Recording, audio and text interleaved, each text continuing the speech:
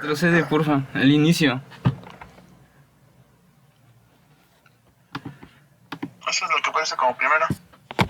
Simón. Sí, lo que parece como primero.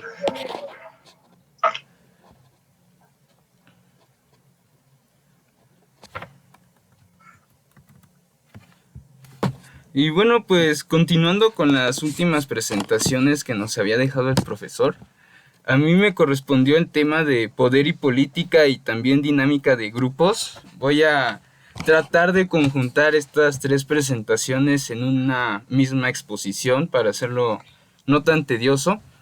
Y bueno, pues empezamos esta primera frase, poder y política, con este texto extraído de Escucha, pequeño hombrecito, de Wilhelm Reich, en el que dice: luchas por tu libertad, pero no sabrías qué hacer con ella. ¿Por qué? Porque en esta exposición en búsqueda de un tema que pudiera abarcar estos tres aspectos de la exposición, pues me di a la concluí que qué mejor tema que hablar precisamente de las multitudes y retomar las dudas que Jaime había planteado, como por ejemplo, ¿por qué se da la adoración a ídolos? ¿Qué pasaría si surgiera un nuevo Hitler? O incluso cuestiones más cotidianas que vemos, por ejemplo, en manifestaciones tanto feministas, anarquistas, porriles, las manifestaciones que hubo apenas en Chile. ¿Qué tienen en común todas esas aglomeraciones y qué tienen en común con el poder y la política? La siguiente, por favor. Bueno, pues en estas imágenes, no sé si alguno de ustedes reconozca algunos hechos.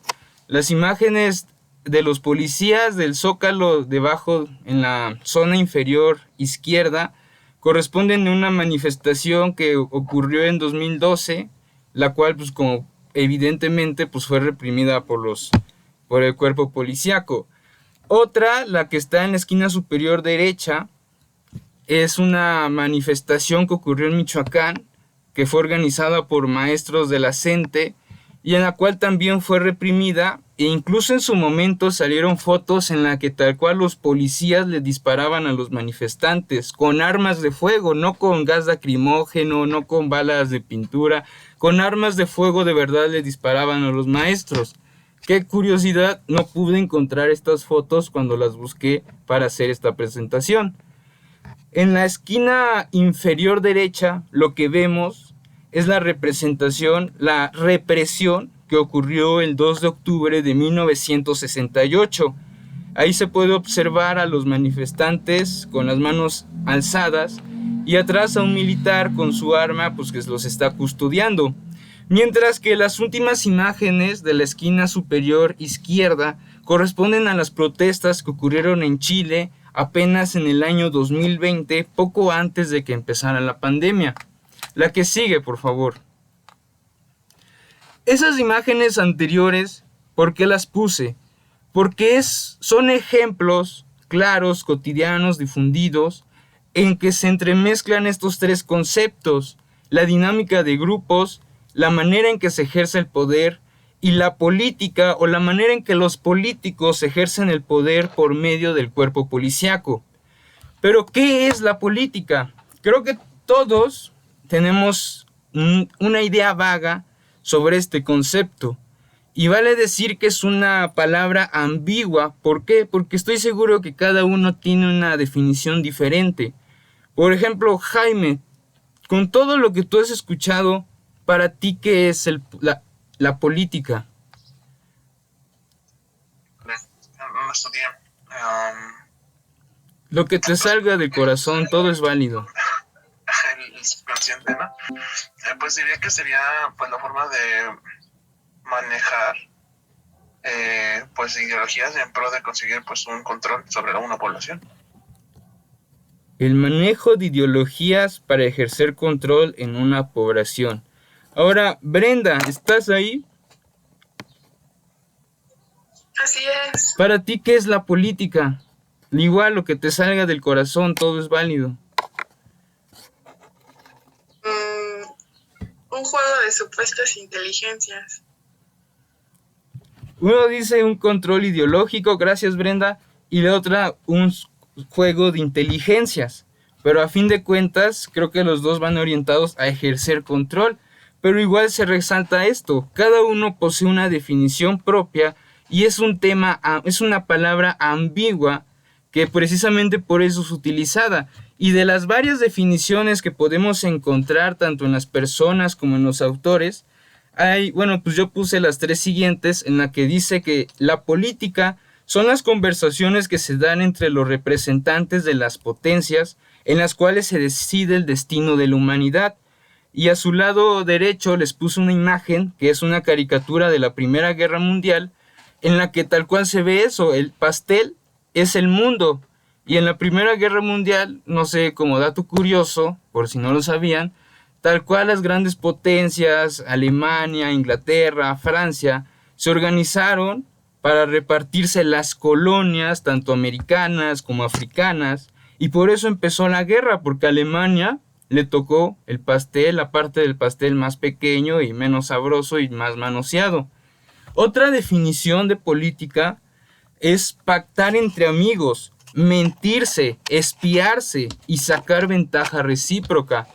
Esta definición nos la da Wilhelm Reich en Materialismo Dialéctico y Psicoanálisis, y en la cual también destaca que nosotros, de manera popular, tenemos la idea de que el político es tonto, de que el político es avaro, de que el político es torpe, incluso de que nosotros somos más listos que el presidente, ¿no? Que Peña Nieto, que hablamos o exponemos mejor que López Obrador, que no decimos tantas burradas como Vicente Fox. Pero aquí una pregunta importante. Si somos conscientes de que la clase política son ávaros, son rateros y peor aún, son estúpidos, ¿por qué les dejamos las tareas más importantes a ese tipo de personas? ¿Dónde está la congruencia en eso? Y es ahí donde entra la psicología social. Si a un grupo de obreros los explotan y hacen una huelga, ahí no entra la psicología, porque se explica muy bien con factores económicos o factores sociológicos. Es lo más lógico.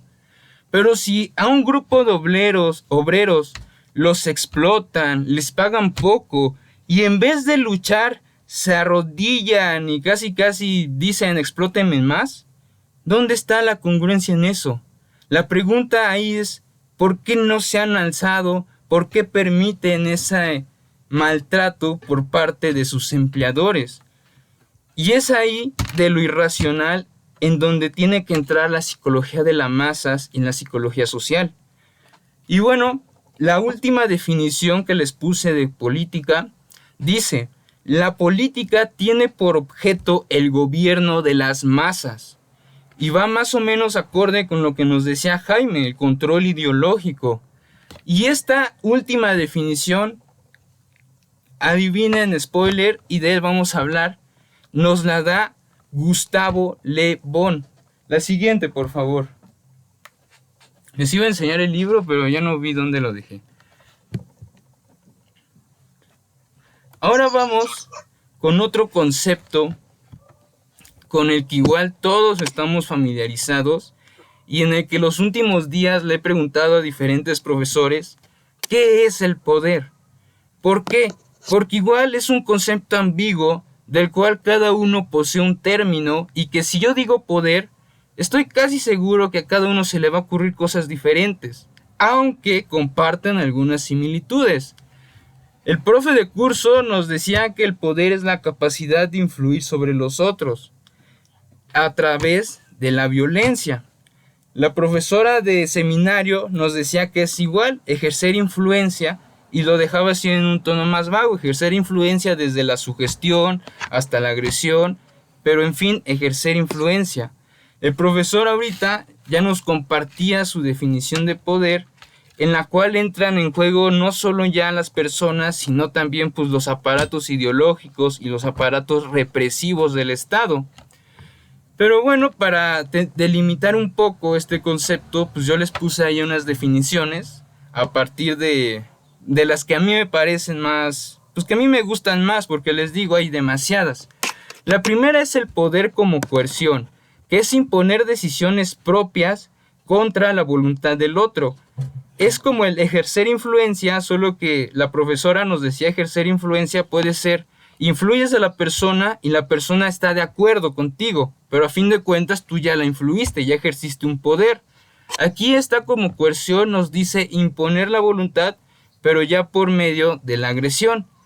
Otra definición de poder, y esta la saqué de Alfred Adler, que antes de Foucault, él fue el primero en llevar la teoría de Marx y la teoría de Nietzsche de la filosofía del poder a los términos más completos de la vida humana, desde las relaciones sexuales hasta las patologías mentales. Y bueno, pues él nos dice que el poder es como la motivación principal del ser humano. Y él habla del poder no en el sentido de influir o en el sentido de obligar, sino en el poder hacer cosas. Por ejemplo, yo no sé andar en bici, me esfuerzo, me caigo, me rompo la Mauser y después de un tiempo ya puedo. Yo puedo andar en bici. Por ejemplo, no puedo pasar mi examen, me pongo a estudiar y después ya puedo. El poder es la sensación que surge de la capacidad de realizar cosas. Y la felicidad es la sensación de que nuestro poder va en aumento. La tercera definición que puse aquí del poder, o más bien de por qué el poder es importante, y esta la saqué de Alexander Lowen, es que el poder nos da posición social, nos da estatus. Lo veíamos en el otro video de el neoliberalismo de la Filmoteca Maldita.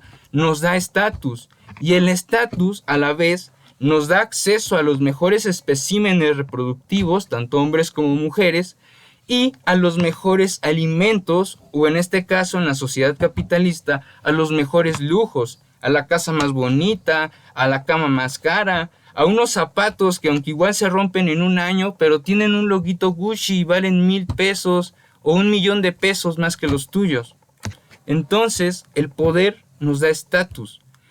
Y por último, les puse biopolítica, haciendo referencia a Foucault, porque como bien decía el profe, no se puede hablar de poder sin mencionar a Foucault, pero como todos hablan de Foucault, pues yo para qué lo menciono, y además yo tampoco lo entiendo, se enrolla mucho. Lo que sí es que tengo que mencionar es la biopolítica. Mencionar esto, ¿por qué? Porque Foucault nos dice que antes el poder del soberano estaba en el poder decidir dar muerte a la persona que él quisiera. Y incluso eso se llamaba como necropolítica. Si te estorba, pues mátalo. Ningún individuo vale más que el Estado. Ninguno. Sin embargo, a partir de esa transición de necropolítica, en la cual el poder está en la capacidad de dar muerte, a la biopolítica, en la cual el poder está en la capacidad de administrar vida. Y esto va desde el que administra el grupo de WhatsApp del salón, hasta el que administra las instituciones de gobierno, hasta quien es gerente de un banco, hasta los grandes empresarios. Ahí está el nuevo poder. Y esta biopolítica, el biopoder, el poder sobre la vida, se ha exacerbado mucho en estos tiempos de pandemia. ¿A poco no puedes entrar a ciertos lugares si no es con cubrebocas? ¿No puedes entrar a Flow Fest si no es sacando tu cartilla de vacunación? Entonces, todo eso es poder sobre la vida. La siguiente, por favor. Tus opresores surgieron de tus propias filas, pequeño hombrecito. La siguiente, por favor. Jaime, ¿reconoces estas imágenes de casualidad? ¿Puedes decir a qué pertenecen, qué son? Pues mira, la de la izquierda, podemos ver aquí el logotipo que tiene rojo y blanco. Pertenece a la serie de videojuegos y de historias de Resident Evil. Y la de la derecha es de una serie que se estrenó hace ya unos años y que creo que va a terminar en el siguiente año, que es The Walking Dead. The Walking Dead. ¿De casualidad reconoces la de arriba? Perdón, es que no vi la... Sí. La tercera, la de hasta arriba, en la derecha, es la de... Ay, ¿cómo se llama? Donde aparecía el guapo ese. El Brad Pitt. Guerra Mundial Z. Ajá, eso. Exacto. El guapito. Exacto.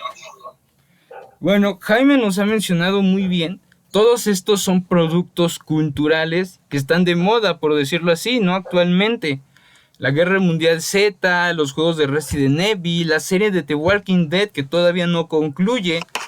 Y todos estos, el fenómeno zombie surgió como un fenómeno, como un evento de terror. Los zombies, antes de matarlos, antes de dar risa, daban miedo. Y no se me ha ido el avión. Les voy a explicar por qué estoy hablando de los zombies. Porque la sociedad produce sus propios temores en función de las condiciones en las que se da su existencia. ¿Cómo surgió Drácula? Surgió en la Edad Media, cuando se tenía miedo de la nobleza, cuando se tenía en alta consideración la sangre. ¿Cómo surgió Frankenstein? En la primera revolución industrial, cuando tenían el auge las máquinas. Y ahora, ¿por qué de pronto surgen los zombies? Bueno, ¿le puedes dar a la siguiente, por favor? Porque los zombies, en esta sociedad de masas en la que vivimos actualmente, representan nuestros más profundos temores, que son ser anónimos, que no piensan, se mueven por instinto y más aún, lo único que quieren es cerebros, lo único que quieren es consumir. De igual manera que una sociedad de masas capitalista, de gente pues que va de las masas que se reúnen, nos decía la Filmoteca Maldita, ¿qué da más miedo que un grupo de gente, una multitud de descerebrados que lo único que quieren es consumir? Bueno, eso es el Black Friday. Y pues sí, da miedo. La siguiente, por favor. Todos estos fenómenos de masas siempre han existido, pero se empiezan a acrecentar sobre todo a partir de la revolución industrial. ¿Por qué? Porque con la invención del ferrocarril, entre otras máquinas, se permitió a gran población, gran número de gente desplazarse de lugares remotos a otros.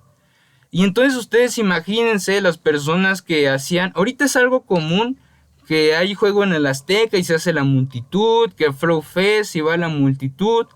Pero ustedes imagínense esos primeros capitalistas, esos primeros burgueses, esos primeros empresarios que organizaron algo y de repente encuentran que hay 1 millón de gentes, medio millón de gentes afuera esperando a que ellos den su discurso.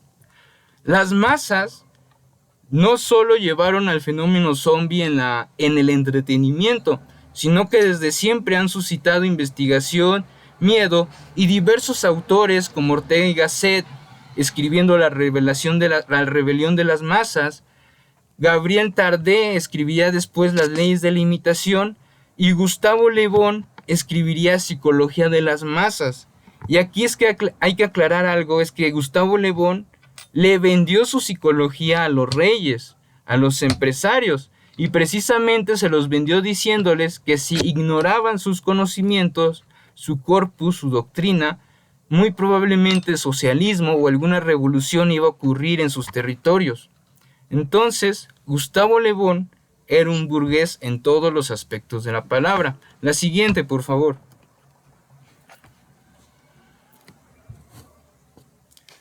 Se dieron cuenta que es más fácil manipularte.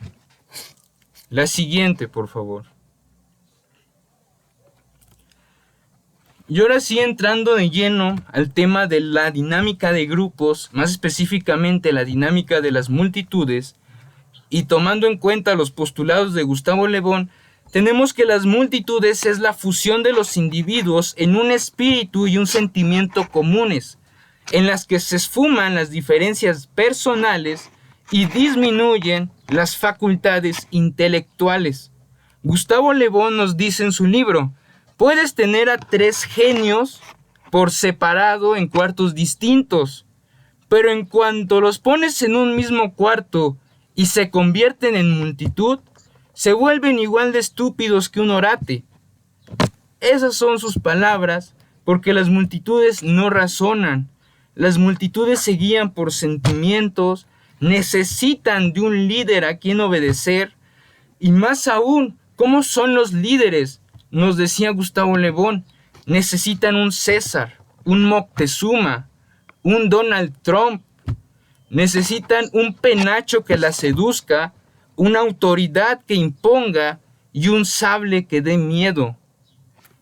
Las multitudes, a pesar de que las multitudes hacen la historia, son la aristocracia, son los que manejan las multitudes, los que han organizado y los que han alzado la sociedad.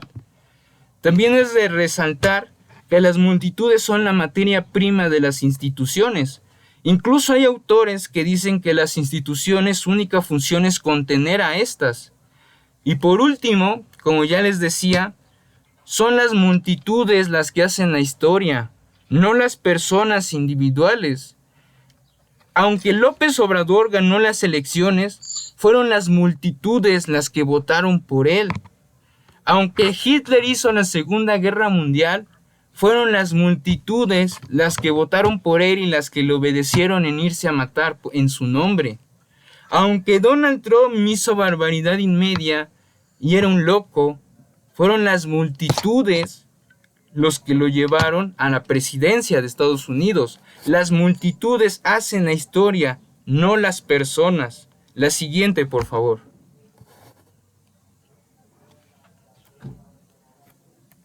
Y hay más ejemplos. Las multitudes hicieron la revolución rusa, la revolución francesa, también la rusa, y solo las multitudes van a hacer la revolución comunista del futuro. La siguiente, por favor.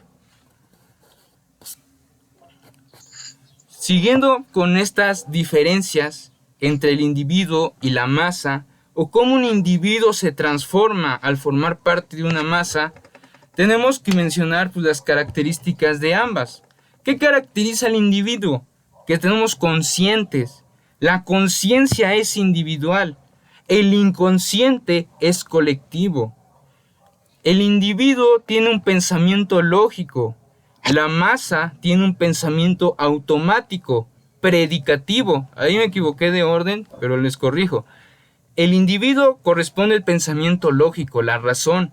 La masa es el pensamiento automático. ¿Usted sabe qué es el pensamiento predicativo? ¿Le suena, profesor? No. No. Muy bien. El pensamiento predicativo, y aquí me voy a meter en Sigmund Freud, su teoría de la personalidad. El pensamiento lógico le corresponde al yo, al proceso secundario. Sin embargo, la masa se rige por el ello, por lo irracional, por las pulsiones, por los sentimientos, y de la misma manera que en el yo predomina la razón, el ello se rige por el pensamiento predicativo, que es que dos objetos diferentes los toma como iguales a partir de una similitud. Por ejemplo, nosotros estamos de acuerdo en que este es un corrector, un marcatextos y este es un peine. Eso nos queda claro desde la conciencia, ¿no? Pero para el ello dice, ambos son rectos, ambos son de plástico, para mí son lo mismo.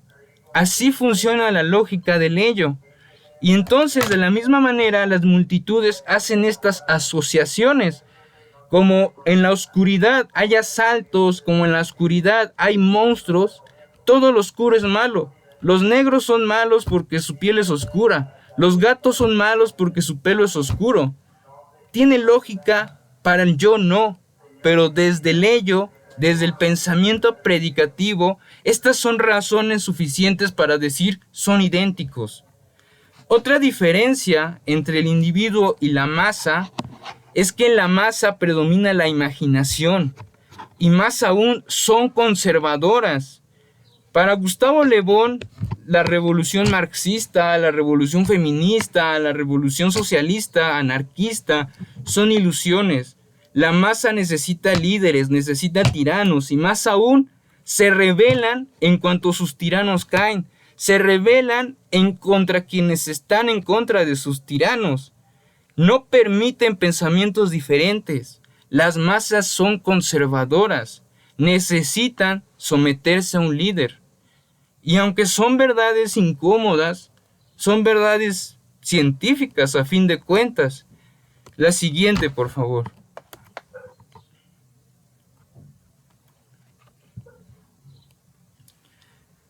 Siguiendo con la psicología de las multitudes, ya no las características de las multitudes, sino la psicología de estas, tenemos que en lo que ellas impera es la fuerza de las ideas. De la misma manera que Freud habla de la pulsión y que uno de sus componentes es el ímpetu, Gustavo Le Bon nos va a hablar de que la fuerza de las ideas, de las imágenes, es lo que va a determinar la acción de los sujetos. Y aquí es como un atisbo a lo que posteriormente se va a llamar como ideología. Pues según la ideología de una persona o de una masa, es como se van a dar sus actos. Lo siguiente es que en la masa se pasa de la imagen al acto muy rápidamente. Cuando nosotros, si yo le digo al profesor, vamos a asaltar un banco, pues probablemente me diga, oye, ¿no? ¿Qué te pasa? O hasta tal vez reporte a la policía. Pero si en una manifestación anarquista nos ponemos todos locos y alguien dice, vamos a saquear una tienda, estoy seguro que muy pocos o nadie va a resistirse. Y los que se resistan no va a ser por tener un yo más fuerte, sino por una contrasugestión, por otra sugestión que impida la que está siendo el líder de la masa. Y por último, es que en la masa se da una confusión entre la realidad experimentada y la realidad sugerida por el conductor de las masas. Gustavo Le Bon nos dice, los actos, los hechos, los fenómenos que son presenciados por mayor número de personas son precisamente de los que menos se puede uno confiar, porque la multitud, la imaginación ya distorsionó todo, y los libros de historia no son más que meras fantasías, o no, por no decir libros de cuentos, en las que lo único que predomina es la memoria de las multitudes. ¿Por qué? Porque en las multitudes no se acumula el intelecto, en las multitudes se acumula la estupidez de cada uno de los que la forman. Entonces, tenemos que las multitudes, hay tres cosas también que van a favorecer la aparición de estos caracteres. Lo primero es que como en multitud somos varios, tenemos la ilusión de fuerza. No es lo mismo una persona contra un policía que 50 güeyes contra 2 policías. El ser número da la ilusión de fuerza. Lo segundo es el contagio. Las emociones se contagian muy rápidamente. No es raro ver, por ejemplo, en una terapia de grupo, que de pronto uno empieza a llorar y ya todo el grupo está llorando. O, por ejemplo, en una manifestación, ¿no? Están tranquilos y alguien empieza el alborotador y de pronto empieza el saqueadero. El contagio emocional. O incluso, por ejemplo, la manifestación que hubo cuando empezábamos nuestra carrera, en la cual fueron un grupo de porros a CU a golpear a los estudiantes, que incluso se hizo un paro, era nuestro primer año, si no mal recuerdo. ¿Qué pasó ahí? ¿Cómo explicas que 500 manifestantes hayan sido apaleados por un grupo de 30 porritos? ¿Qué lógica hay? ¿Qué pasó ahí? ¿Qué irracionalidad? Bueno, pues el miedo que ocasionó, en primer lugar el miedo se contagió. El miedo se contagió, los compañeros salieron corriendo y los otros pudieron hacer de las suyas. Lo segundo es como nos dice Wilhelm Reich, si sus pulsiones eróticas fueran más fuertes, no hubieran abandonado sus compañeros. Y si sus pulsiones agresivas estuvieran presentes, hubieran defendido, eran mayor número. Que sí, ya les pusiste un mural y muy bonito, pero pues ya se madrearon al compa y ya está todo turulato de por vida. Y lo último es lo que decíamos antes de la exposición. Nosotros no hemos sido educados para ser así. Los porros, desde que entran, inician un adoctrinamiento igual que en cualquier organización, en la que pues, se terminan transformándose pues, en personas agresivas, impulsivas. Algunos ya eran así desde sus lugares de orígenes, pero son educados para actuar de esa manera, cosa contraria a los estudiantes, compañeros que salieron corriendo, pues que no fueron educados así, probablemente de clases medias, hijos de casa, capaz algunos nunca han peleado en su vida, pues no van a saber defenderse. La siguiente, por favor. Todo lo que es colectivo es inconsciente y todo lo que es inconsciente es colectivo. Poca es la diferencia entre un grupo de manifestantes que luchan por los derechos humanos, entre el grupo de manifestantes en Chile, entre un ejército fascista de Hitler o de Estados Unidos y entre una reunión estudiantil porril de alguna universidad. Todas, a fin de cuentas, son multitudes y todas comparten las características que les he estado diciendo a lo largo de este video. La siguiente, por favor.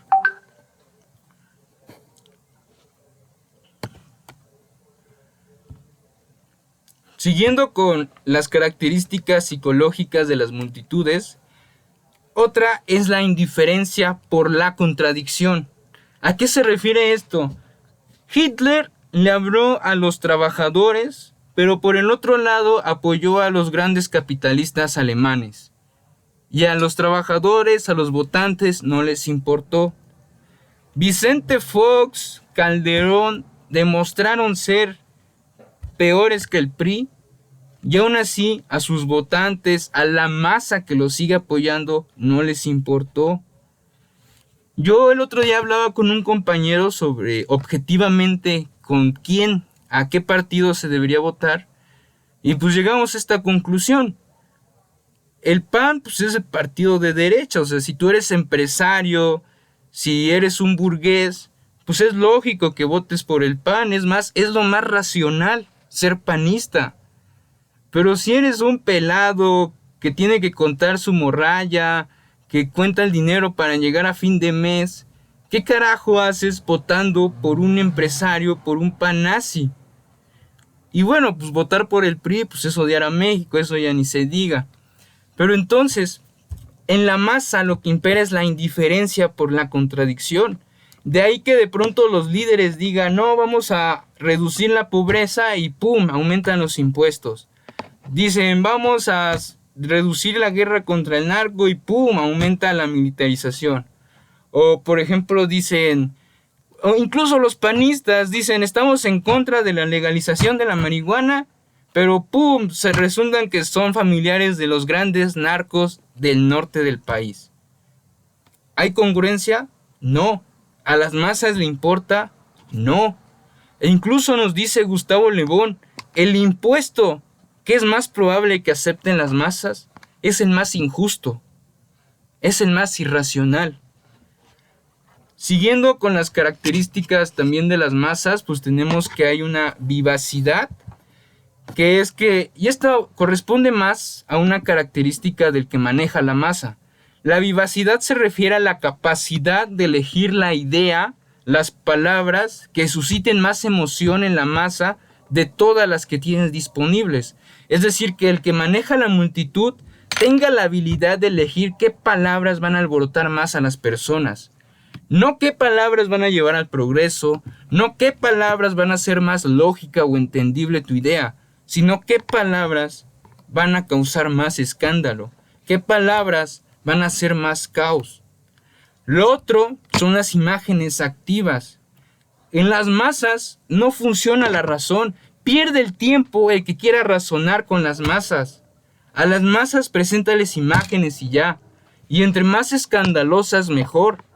Preséntales la imagen de un cadáver como hizo Julio César o Marco Antonio, preséntales la imagen de una masacre, preséntales un documental de niños con hambre como hace Televisa, preséntales imágenes que conmuevan sus sentimientos. No pierdas tiempo razonando con las masas porque las masas no razonan. Y lo último que viene en esta diapositiva es la repetición. Repetición, afirmación y contagio son las tres claves de los grandes líderes de las multitudes. No las hagas razonar, solo afirma lo que vas a decir y entre más loco suene mejor. Y repítelo en la tele, repítelo en YouTube, repítelo en el radio, repítelo en cada conversación que tengas. Una mentira dicha 1000 veces para la multitud se vuelve una verdad. Y más aún, entre más exagerada, entre más ilógica e incierta, más creíble para la multitud. Y por último, el contagio. Intenta influenciarlas no por el contagio de ideas, por el contagio emocional. La siguiente, por favor. Te desprecian como tú te desprecias. La siguiente, por favor. Bueno, yo para ir finalizando esta exposición, también tenemos que tener en cuenta, pues, la transición. Todos hablan de transiciones, ¿no? Unos dicen del patriarcado, estamos en transición hacia el feminismo. En Europa dicen que del capitalismo estamos en transición hacia el comunismo. En todos lados hablan de transiciones, pero una transición que es innegable es la que ocurrió del salto de la prensa escrita a la televisión y los medios de comunicación. E incluso es interesante que de la prensa se pasó al radio y del radio se pasó a la tele. Pero ¿qué es lo que destaco? ¿Por qué menciono esto? Porque en la prensa uno todavía tiene que leer, uno todavía tiene que hacer un esfuerzo mental por entender las ideas que está plasmando el autor. Posteriormente se pasa al radio y aquí ya entran las primeras intentos de control técnico de las masas. Ya las masas no tienen que pensar, nada más tienen que oír bonitas palabras y dejarse sugestionar por ellas. Pero luego se da el salto a la televisión. ¡Qué mejor! Ya no tienes que hablar, ni siquiera tienes que saber hablar.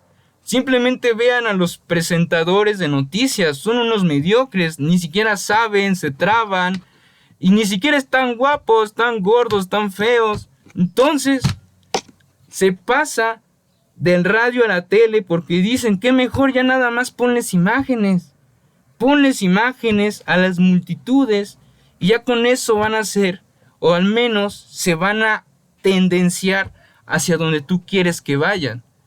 Y aquí también tengo que meter cuestiones de Wilhelm Reich, porque estuve leyendo Wilhelm Reich para esta exposición. No sé si captó las referencias, profe.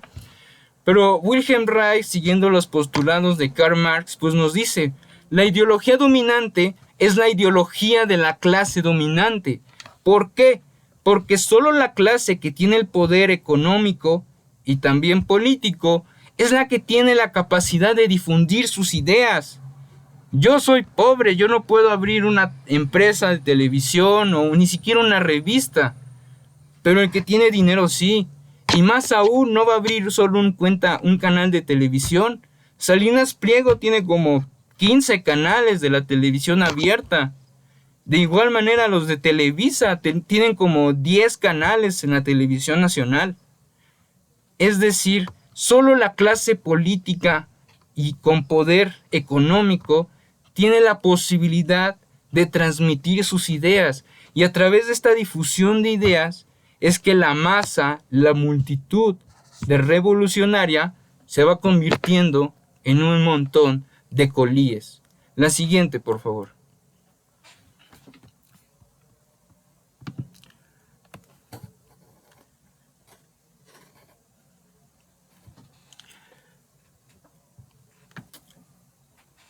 A ver, Jocelyn, ¿estás ahí? Aquí ando, bebé. ¿Topas al de la foto de la izquierda?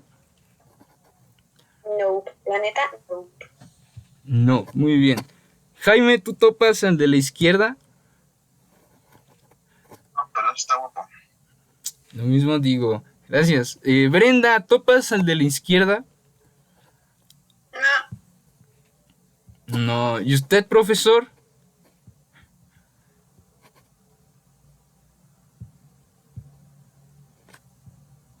Profe.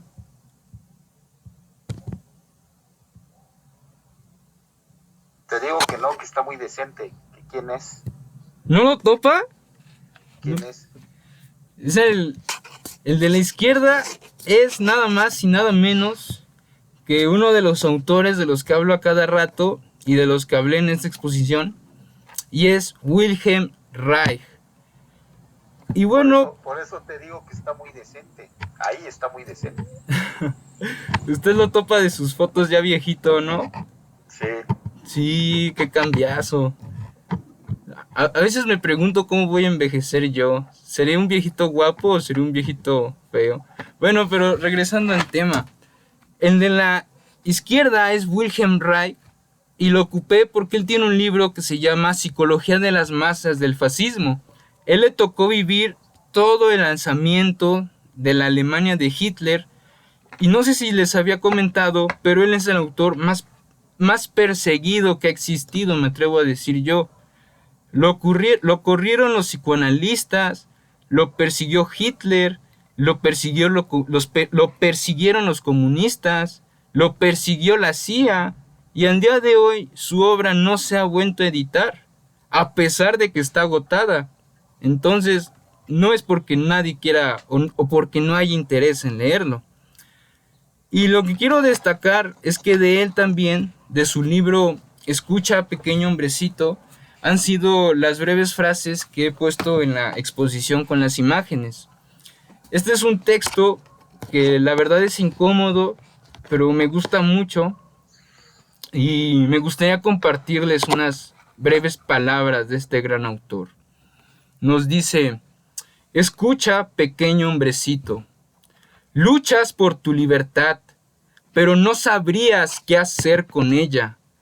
Tus opresores surgieron de tus propias filas porque se dieron cuenta que es más fácil manipularte que enseñarte a pensar. Te desprecian como tú te desprecias. Conocen tus perversiones como solo tú deberías conocerlas. Tú mismo elegiste a tus propios tiranos y eres tú el que les alimenta, a pesar de que se han arrancado las máscaras. O tal vez, precisamente por eso, tengo miedo de ti, un miedo sin límites. El futuro de la humanidad depende de ti y no hay nada a lo que más huyas que encararte a ti mismo.